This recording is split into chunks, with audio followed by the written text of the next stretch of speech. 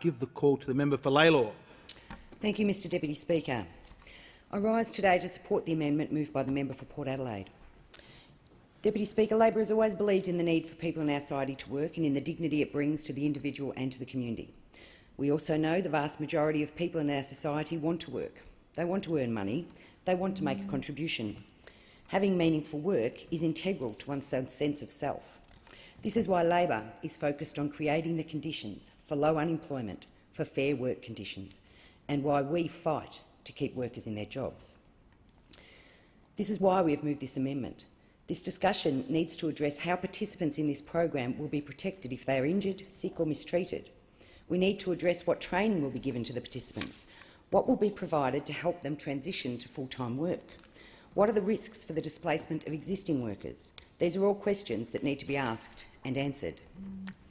Labor agrees that we need to do everything we can to get people into work, but we need more than a thought bubble here. The implications of this legislation need to be carefully and rigorously thought through. Given that this is a green army, the government's environmental record seems a good place to start. And I mean on the big environmental issues.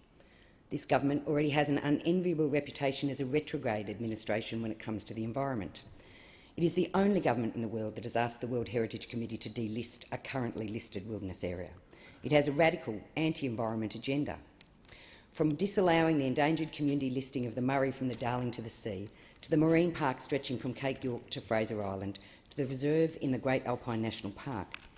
In 6 months, this government has conducted a relentless destructive campaign when it comes to the environment. And I haven't yet mentioned its Flat Earth Society approach to climate change, or the oxymoron that is this government having a Minister for Environment. The Australian government, regardless of which party is in power, has a sacred duty to protect and maintain our great southern land's unique and magnificent natural assets. Those opposite must realise that they are stewards. They have been entrusted by the people of Australia and by our children and children's children to take care of this fragile place. At the moment, those opposite are failing in this duty. In fact, they actively and shamefully neglect it. It is worth looking too, Mr Deputy Speaker, at their record in protecting and supporting the vulnerable, given this bill will impact on our vulnerable young people.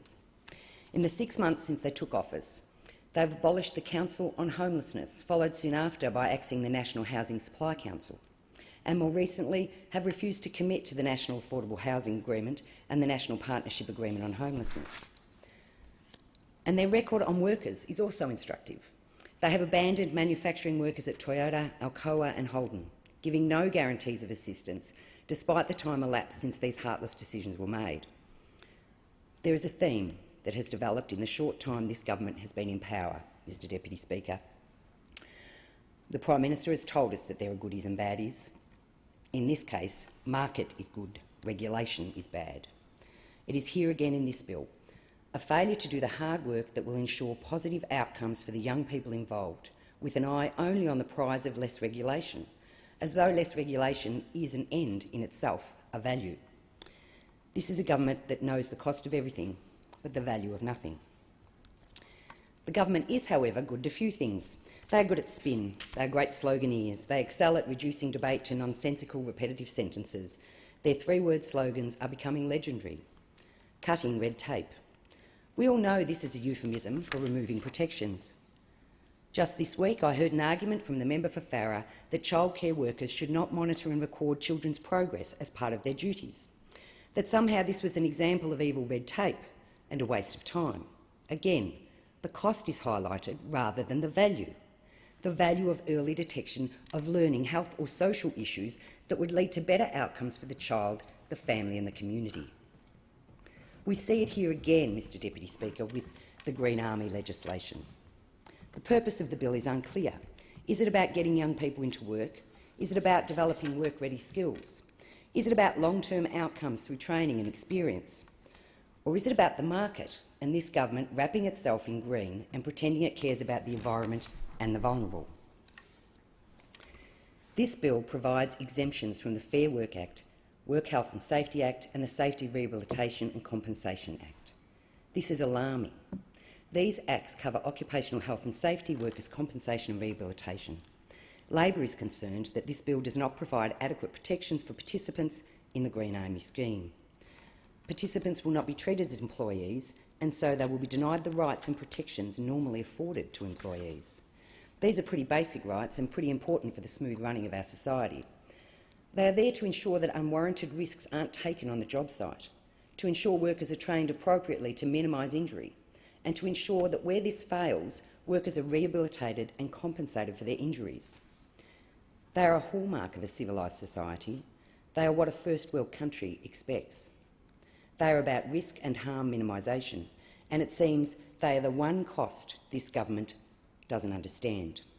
The cost of a young person who works too hard to impress the boss and damages his or her back, who is then judged to have a permanent injury that will prevent them from ever possibly joining our armed forces. If there's smoke, there is fire. As I said earlier, cutting red tape is a euphemism for removing worker protections, Mr Deputy Speaker. It is incredulous that any government would introduce a scheme that did not provide these basic protections. This legislation raises more questions than answers. Why do participants not have employee status even though they are being removed from social security and paid an equivalent training wage? The government is attempting to take an employment program, rebadge it as an environmental program, and abdicate from their responsibility as an employer all at the same time. Kind of sums up the Abbott government. Mad policy alchemists trying to conjure solutions to difficult problems out of thin air whilst doing none of the hard work required.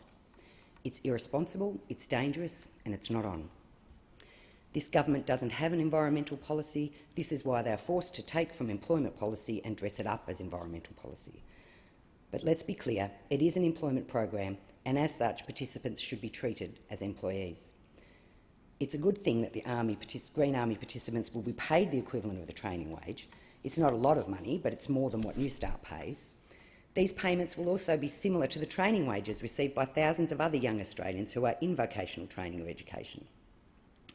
What is troubling, though, is that while they are being paid by the Commonwealth, they will not be treated as Commonwealth employees.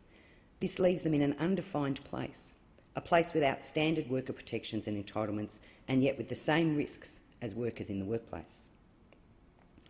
A further concern for Labor is the concept of additionality, or the potential to displace existing workers. There is no point training people for roles that are already filled. Robbing Peter to pay Paul is no way to govern. This is another example of the government trying to conjure solutions out of thin air without doing the hard work required. The thing about governing, Mr Deputy Speaker, is that it is hard work. I'm not certain that those opposite have fully comprehended this fact. It's not all swanning around Parliament and cutting ribbons. It is certainly not about taking the reins of government and then slinking back to the office or the restaurant and leaving the market to do the work. It is about working with and for the community. It is about working with business and workers and people to build the economy together. Sometimes in question time, when I hear the cries of "get out of the way," I wonder what would happen if we did just actually get out of the way and let this government put the markets in charge of our lives. What would happen to the young people who set off to the job site without protection under the law? And then I read this bill and I know the answers. While this amendment omits much of the detail related to workers' rights, benefits and protections, the associated statement of requirements is equally bereft of detail. Unemployment, and particular long-term unemployment, causes great hardship to workers, their families and their communities. Entrenched unemployment is a cancer on the economic strength of our nation.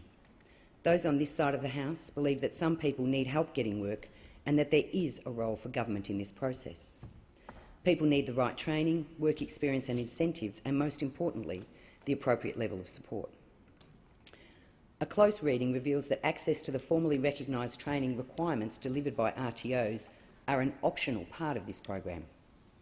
What then will compel those charged with delivering the program to include this training in it? We all know that training costs money. What impetus will drive the delivery of training within the program? And if the training is to be delivered, of what nature will it be? What vocations and skills will be provided within the program? Have they been identified by the Australian Workplace and Productivity Authority as areas of emerging of future skills needs? There are many questions to answer because there is so very little detail. But again, if we look at the decisions, the choices this government has made, we get an insight. And again, we get bad news, this time for our youth.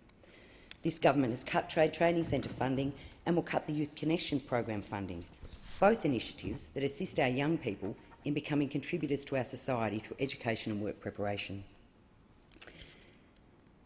Mr Deputy Speaker, environment-based training and employment programs are an effective way of getting people to work, whilst at the same time training them up in skills that our country needs to remain economically strong.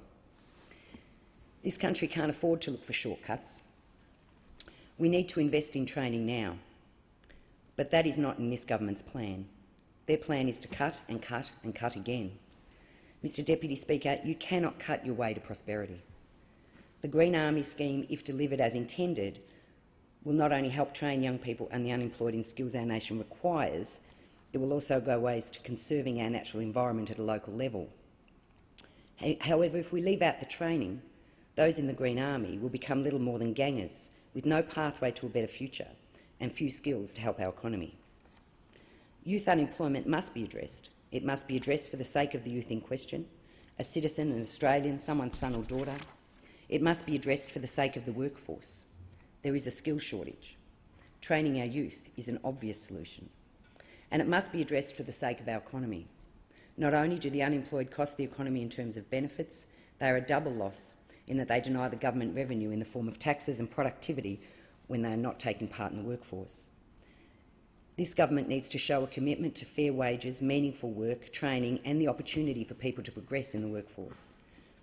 It's time they looked the problem of youth unemployment in the eye, Mr Deputy Speaker, rolled up their sleeves and started doing the hard yards required to solve a complex problem. I thank the member for Lalor.